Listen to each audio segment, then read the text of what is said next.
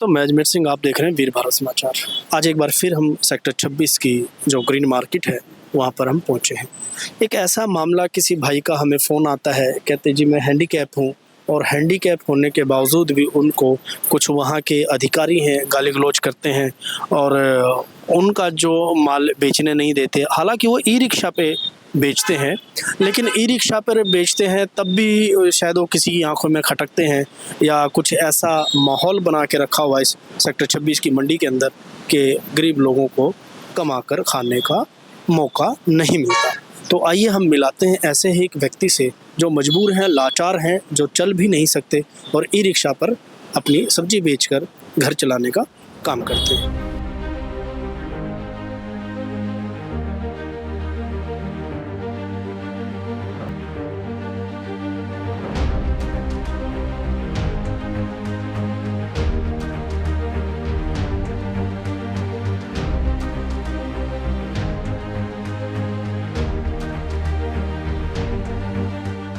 क्या नाम है सर आपका? सर मेरा इरशाद नाम है। क्या परेशानी सर आपकी? सर मुझे परेशानी ये है कि मैं मंडी में ही काम करता हूँ। क्या काम करते हो? छोटा मोटा काम ही है मेरा, नारियल वगैरह बेचता हूँ। अच्छा, नारियल बेचते हो आप? हाँ जी और सर। इसमें इस टोकरी में बेचते हो? हाँ जी सर, इस टोकरी में बेचता अच्छा, हूँ। तो ये जो आपकी हालत है भाई, तो ये कैसे, बचपन से है या कैसे? सर मैं 2 साल का था तब मुझे पोलियो हो गया था। अच्छा अच्छा जी, बुखार में गले इंजेक्शन लग जाता है ना, तो उस करके काफी इलाज कराया, इलाज नहीं हो पाया। चलो कोई बात नहीं, उस समय कुछ और था, आज समय कुछ और है। अब मुझे बताइए यहाँ का क्या मामला है? सर जरा सर बात ये है कि मैं मेहनत करके खाना कमाना चाहता हूँ। ठीक है। यहाँ के कुछ लोग ऐसे हैं कि मेरे को गाली गुत्तार देते हैं। मेरे को क्यों देते हैं आपको गाली? सर मैं वही जानने की कोशिश करता हूँ, लेकिन वे लोग बताते नहीं है, अपनी पावर दिखाते हैं। कैसी पावर? वो क्या है यहाँ पे? सर एक फैक्ट्री बने हुए हैं सर, क्या नाम है? शर्मा नाम है उनका। अच्छा। हाँ जी।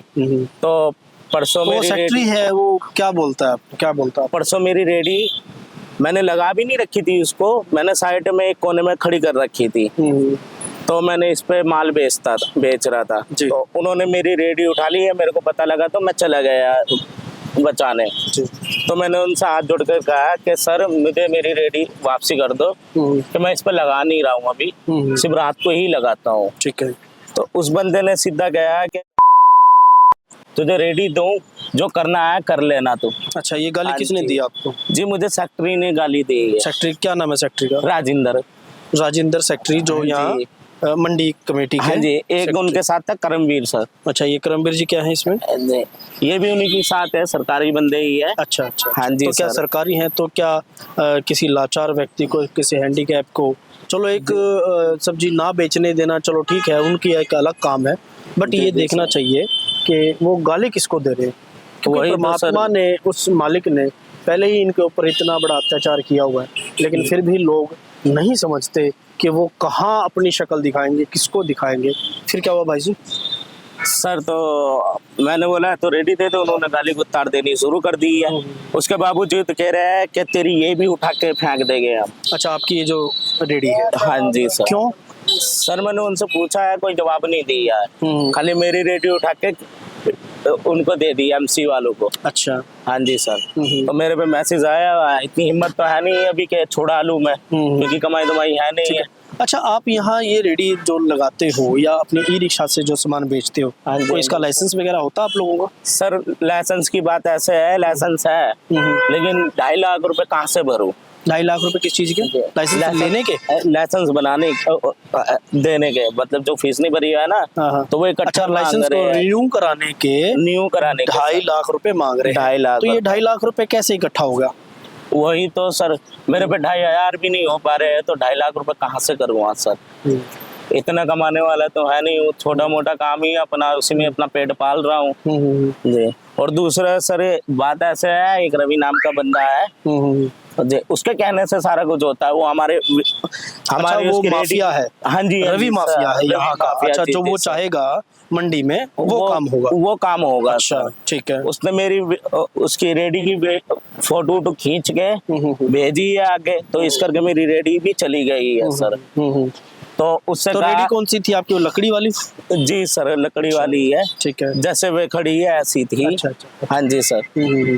तो उससे बोला मैंने कि भाई तू ऐसा कर क्यों रहा है, मगर मैं तेरी कंप्लेंट करवा। तो वो साहब कहता है तो कंप्लेंट कर ले, मेरा कुछ नहीं कर सकता। अच्छा, प्रशासन का भी कोई डर नहीं उनको? कोई डर नहीं। मतलब हो सकता है शायद प्रशासन में भी लोग उनके बैठे होंगे ताकि उनकी बातों को ना सुना जाए, इग्नोर किया जाए उनकी बातों को, या उनकी बातों पे अमल ना किया जाए, है ना।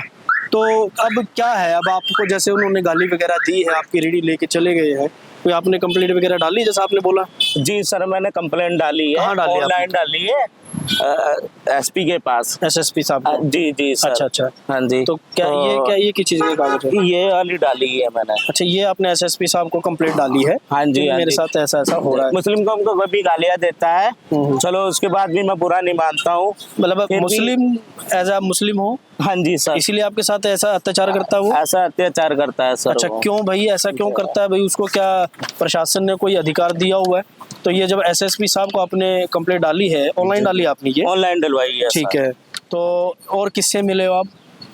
सर आज गवर्नर साहब आए थे, उनसे मिला था। यहाँ आए थे गवर्नर साहब? हाँ जी सर। अच्छा, क्या बात रही आपकी? उन्होंने बोला है बेटा मैं कोई बात नहीं, मैं तुम्हारा हल करता हूँ।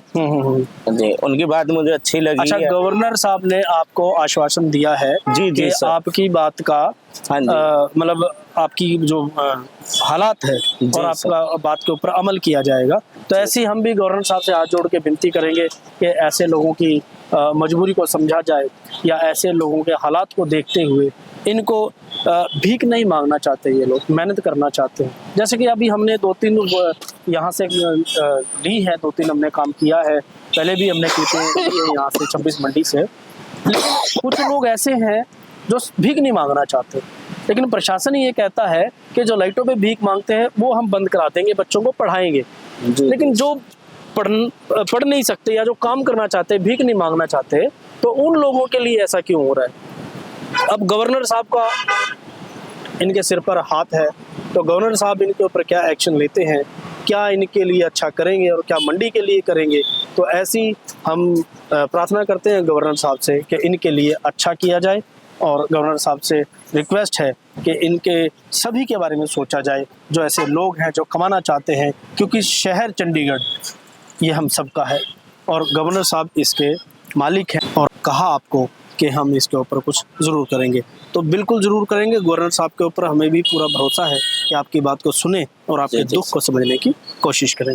तो ऐसा क्यों लगता है कि लोग कहते हैं कि हम कमाना चाहते हैं, भीख नहीं मांगना चाहते, लेकिन लोग मजबूर कर देते हैं कि हम भीख ही मांगे, क्योंकि शहर में हमारा कोई नहीं बचा। क्योंकि जब शहर की हम बात करते हैं तो शहर को सिटी ब्यूटीफुल बनाने के लिए हर एक व्यक्ति का योगदान है, हर एक यहाँ के नागरिक की यही कहानी है कि हम शहर को अच्छा बनाना चाहते हैं। लेकिन कुछ आला अधिकारी सिर्फ अपनी मनमानी चलाते हैं और शहर को वहीं ले जाना चाहते हैं जहाँ नहीं जाना चाहिए, चंडीगढ़ को। लेकिन ऐसे लोग जो कमा कर खाना जानते हैं या कमा सकते हैं, क्यों इस गरीब आदमी को अपने मेहनत की कमाई कर कर खाने नहीं दिया जाता? क्यों इस गरीब आदमी को, इस लाचार व्यक्ति को, और क्यों इनको मतलब ऐसे परेशान किया जाता है, दुखी किया जाता है कि ये लोग भीख मांगने पे मजबूर हो जाएं? क्योंकि इससे क्या है कि शहर का माहौल ख़राब होता है, शहर की व्यवस्था ख़राब होती है। तो इससे शहर को अच्छा रखें, हम साफ़ सुथरा रखें। ऐसी हम भी पुरजोर चंडीगढ़ वासियों से अपील करेंगे कि शहर हमारा है, इस शहर को चमकाने के लिए, इस शहर को सजाने के लिए, इस शहर को साफ़ सुथरा रखने के लिए हम सब की रिस्पॉन्सिबिलिटी बनती है, हम सब की जिम्मेवारी बनती है। तो ये शहर हमारा है। तो जैसे पहले हम नंबर 1 पे थे, आज भी हमें नंबर 1 पर आने के लिए जद्दोजहद करनी चाहिए और कोशिश करनी चाहिए। मैं अजमेर सिंह, वीर भारत समाचार से, नमस्कार।